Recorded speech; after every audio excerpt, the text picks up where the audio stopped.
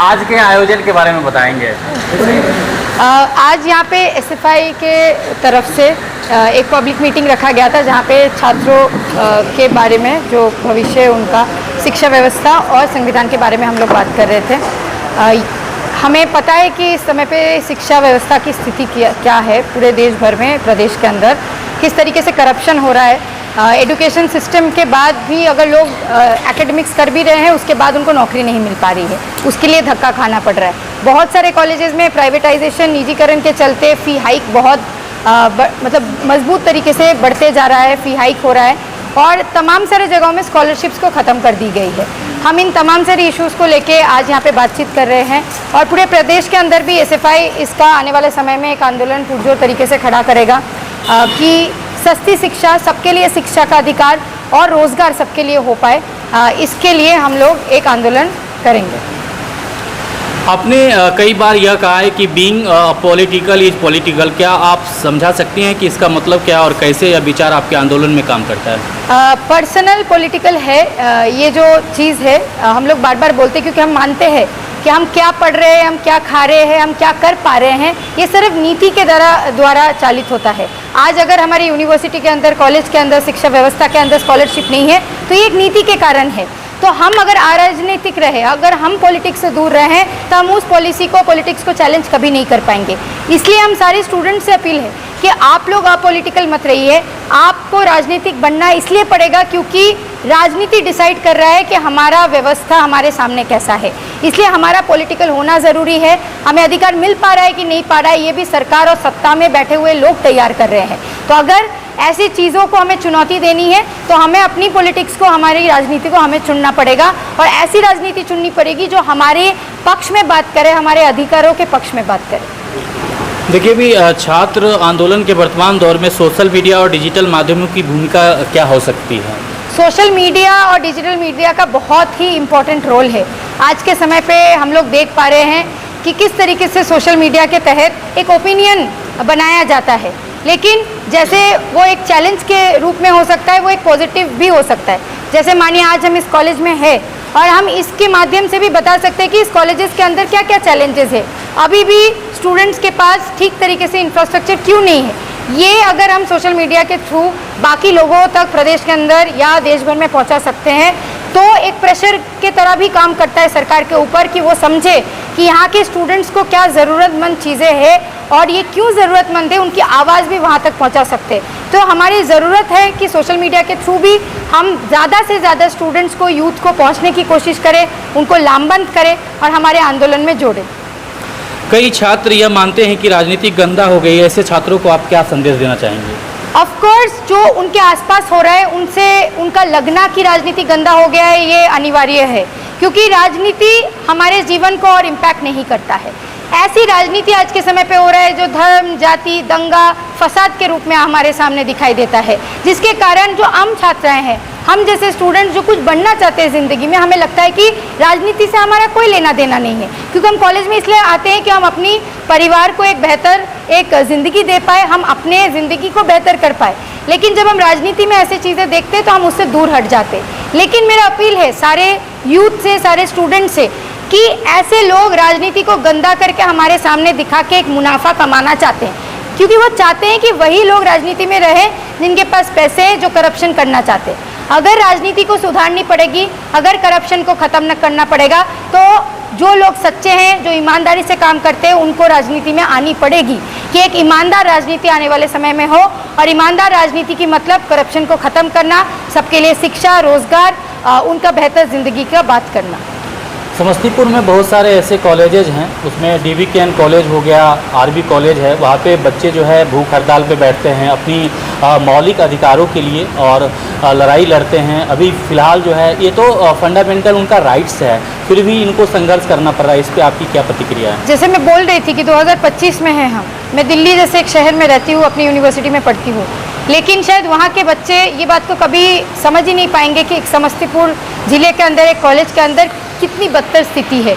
उधर प्रधानमंत्री दिल्ली के अंदर AC में बैठ के बोल रहे हैं विकसित भारत होना है, कभी प्रधानमंत्री चल के या प्रदेश के जो मंत्रियां हैं वो चल के एक बार इस कॉलेज के अंदर आ जाएंगे तो वो सही मायने में समझ पाएंगे कि यहाँ के छात्रों के पास एक फ़ैन तक नहीं है जिस हॉल के अंदर हम लोग बैठे हुए, ढंग का वेंटिलेशन तक नहीं है।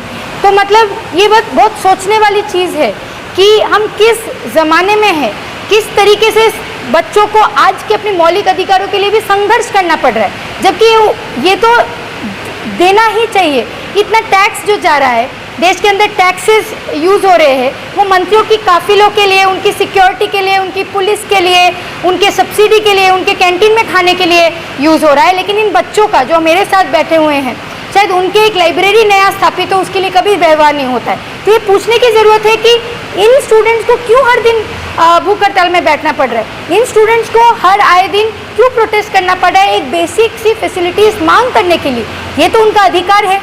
ये अगर वोट देते हैं, अगर बहुत सारे लोग के पास आप वोट लेने आते हैं तो ये इनका अधिकार है कि इनको ये फैसिलिटीज़ प्राप्त हो। लेकिन ये बहुत दुख की बात है कि आज भी खड़े होके इनको प्रोटेस्ट करना पड़ रहा है बेसिक से बेसिक फैसिलिटीज़ को लेकर। आप जेएनयू की पूर्व छात्र संघ अध्यक्ष रह चुकी हैं।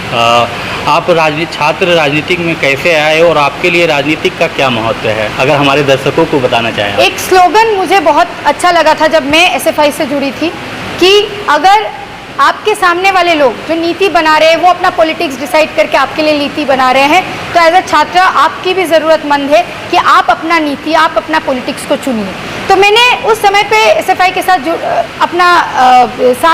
एसएफआई के साथ में आई जिस समय पे मेरे यूनिवर्सिटी के अंदर हॉस्टल्स नहीं मिलते थे। मेरे यूनिवर्सिटी के अंदर फ़ी हाइक करने की कोशिश किया जा रहा था, लेकिन एसएफआई ने उसको आंदोलन करते हुए पुरजोर तरीके से रोका और सबके लिए हॉस्टल्स का अधिकार छीन भी लेके आए और हॉस्टल्स बनवाए।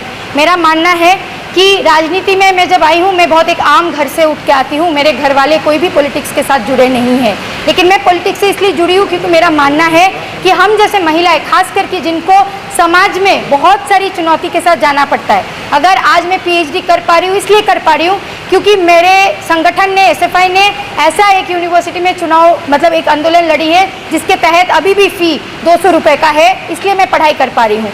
ये अपॉर्चुनिटी सबको नहीं मिलता है, इसलिए राजनीति करना ज़रूरी है कि सबके लिए हम ऐसा व्यवस्था बना पाए जो हमें मौका मिला है। किन किन कठिनाइयों का सामना आपने पूर्व छात्र संघ अध्यक्ष रहते हुए आपने सामना किया? बहुत सारी चुनौती तभी भी थे और अभी भी है। अभी जो सत्ता में बैठे हुए लोग हैं उनके साथ जो छात्र संगठन के आउटफिट से, संघ परिवार के आउटफिट से, वो कंटिन्यूअसली एक तरीके का पोलराइजेशन एजुकेशन सिस्टम के अंदर करना चाहते हैं। एक तरफ वो विकसित भारत की बात कर रहे हैं जिस विकसित भारत में पिछड़े तबके की जनता का कोई जगह नहीं है, महिलाओं की कोई जगह नहीं है। अगर हम पढ़ रहे हैं, लिख रहे हैं, हमारे पास नौकरियां नहीं हैं, तो हम एक तरफ ऐसी एक दुनिया की बात कर रहे हैं जहाँ पे एक ऑल्टरनेटिव फॉर्मेशन हो, जहाँ पे सबके लिए शिक्षा, रोजगार एक मौलिक अधिकार के रूप में उभरता हुआ दिखे देश के अंदर। तो हमारी ये सारी चुनौतियाँ हैं, बहुत सारे समय पे इस चुनौतियों का सामना भी करना पड़ता है, लेकिन खुशी की बात है कि जहाँ पे भी हम लोग जाते हैं, जितने राज्यों में जाते हैं, तमाम सारे छात्राएं हमारे साथ जुड़े हुए हैं, इस मूवमेंट के साथ, आंदोलन के साथ जुड़े हुए हैं कि शिक्षा सबका अधिकार होना चाहिए।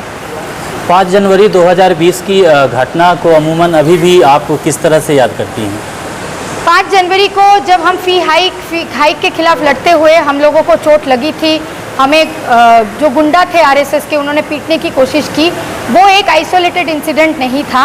वो लार्जर जो आज के समय पे प्रोपागेंडा है कि अगर आप विरोध करोगे, अगर आप सरकार के एंटी स्टूडेंट पॉलिसीज़ या जो समाज के खिलाफ जो पॉलिसी नीति बना रहे उसके खिलाफ बोलोगे, तो वो आपको चुप कराने की कोशिश करेंगे। लेकिन चुप कराने से क्या होगा कि समाज सुधर नहीं जा रहा है। हम लोग देख पा रहे हैं ऐसी नीति लाई जा रही है जहाँ पे आज के समय पे भी सबके पास सारे मौलिक अधिकार नहीं है। वो घटना से हम लोग और प्रेरित हुए हैं कि हमें और लड़ने की ज़रूरत है और बोलने की ज़रूरत है। समाज सुधारने के काम में एकजुटता होकर, लामबंद होकर लोगों को जोड़ने की ज़रूरत है। लास्ट क्वेश्चन है हमारा, एक छात्रों के लिए आपका एक संदेश। बिहार में आए हुए हैं, समस्तीपुर में हैं आप, यहाँ पे जो भी छात्राएं हैं, मीडिया के माध्यम से जो मुझे सुन पा रहे हैं, आप सभी से मेरा अपील है कि बिहार का जो दशा है और उसको दिशा देने वाले लोग भी छात्राएं हैं और युवाएं हैं। हम मानते हैं कि आज देश का इतिहास अगर हम उठा के देख ले तो बिहार ने इस देश को हर वक्त दिशा दिखाया है। आज बिहार के अंदर भी छात्र नौजवानों को लामबंद होके बिहार को दिशा देने की ज़रूरत है, देश को दिशा देने की ज़रूरत है। मेरा मानना है कि छात्र नौजवान एकजुट होके ये जो खराब हालत यहाँ पे बना के रखा है प्रदेश की सरकार ने, केंद्रीय सरकार ने, उसके खिलाफ हम लोग एक साथ लड़ेंगे। एक बेहतर बिहार के लिए, एक बेहतर देश के लिए मांग उठाएंगे और एक स्वच्छ बिहार, एक बेहतर बिहार, एक विकसित बिहार हम बना पाए, इसके लिए भी लामबंद होंगे। इनकलाब जिंदाबाद।